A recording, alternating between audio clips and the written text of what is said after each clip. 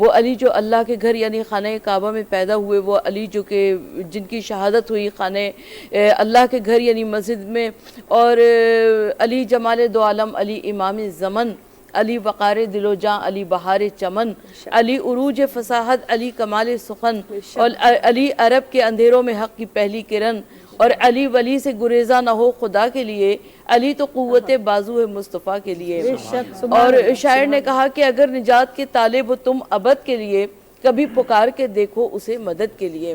مولا کائنات علی ابن ابی طالب علیہ السلام اگر مومنین کی محفل میں آئے تو امیر المومنین کہلائیں، اگر متقین کی بز میں آئے تو امام المتقین کہلائیں، اگر بہادروں کے درمیان میں آئے تو شیر خدا کہلائیں، اور اگر سرزمین عرب پر آئے تو امیر عرب کہلائیں، اگر رسول کے گھر میں جائیں تو داماد پیمبر کہلائیں، اگر بطول کے حجرے میں جائیں تو زوج بطول کہلائیں، قرآن کی منزلوں میں آئے تو امام مبین کی سند حاصل کر لیں۔ اور علی کا ذکر کرنا عبادت قرار پایا، علی کا تذکرہ کرنا، علی کی زیارت کرنا عبادت قرار پایا، محبت علی کو دل میں بسانا عبادت قرار پایا، اور جن کے لیے اللہ کے رسول صلی اللہ علیہ وآلہ وسلم نے ارشاد فرمایا کہ القرآن مع علی و علی مع القرآن، یعنی قرآن علی کے ساتھ ہے اور علی قرآن کے ساتھ ہے۔ اللہ کے رسول صلی اللہ علیہ وآلہ وسلم نے کبھی ارشاد فرمایا کہ الحق مع علی و علی مع الحق، یعنی حق علی کے ساتھ ہے اور علی حق کے ساتھ ہے۔ اللہ کے رسول صلی اللہ علیہ وآلہ وسلم نے کبھی ارشاد فرمایا کہ انا مدینۃ العلم و علی بابها، کہ میں شہر علم ہوں اور علی اس کا دروازہ ہے۔ میرے بچوں، میں آپ سے بس اتنا کہنا چاہتی ہوں کہ اگر ہماری سوسائٹی میں کوئی ایسا شخص ہوتا ہے جیسے کہ علی ابن ابی طالب علیہ السلام جیسی شخصیت تھی تو ہم تو اسے شاید آنکھوں پر بٹھاتے، پلکوں پر بٹھاتے، مگر وہ علی ابن ابی طالب جو کہ خود اعلان کر رہے ہیں کہ سلونی سلونی قبل استفقدونی، مجھ سے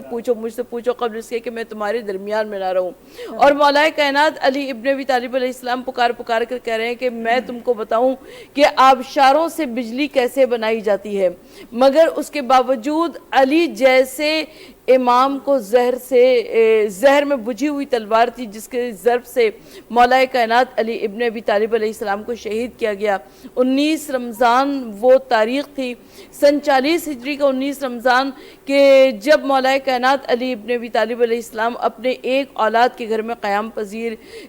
روزانہ کیا کرتے تھے، اور 18ویں رمضان وہ تاریخ ہے کہ جب آپ بی بی ام کلثوم کے گھر میں مہمان تھے،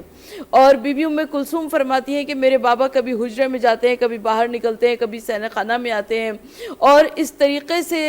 میرے بابا مضطرب بے قرار تھے، یہاں تک کہ سحر کا وقت آ گیا اور میں نے طعام سحر پیش کیا، اور طعام سحر میں 2 جو کی روٹیاں تھیں، تھوڑا سا نمک تھا اور ایک پیالہ دودھ کا تھا، اور مولا کائنات نے کہا اپنی بیٹی سے کہ بیٹا کبھی اپنے باپ کو ایک ساتھ 2 نعمتیں کھاتے ہوئے دیکھا؟ ام کلثوم چاہتی ہیں کہ نمک کو ہٹا لیں، مگر جناب امیر نے فرمایا، کہا کہ یہ تم دودھ کا پیالہ ہٹا لو، اس لیے کہ کوفے کے کسی یتیم کے کام آ جائے گا، اور میں جو کی روٹی اور نمک کھا کر طعام سحر کو انجام دیتا ہوں۔ اور طعام سحر کھایا ہے مولا کائنات علی ابن ابی طالب نے، اور مولا کائنات مسجد کی جانب چلنے لگے، اور مرغابیوں نے دامن پکڑ لیا بی بی ام کلثوم کو کہ وصیت کی مولا کائنات نے، کہا کہ بیٹا ان بے زبان جانوروں کے آب و دانے کا خیال رکھنا۔ میں کہوں کہ یا علی، آج ان بے زبان پرندوں کا اتنا خیال، مولا کل کربلا میں علی اصغر ہرملہ کا تیر ستم کھا کر بھوکا پیاسا شہید ہوگا،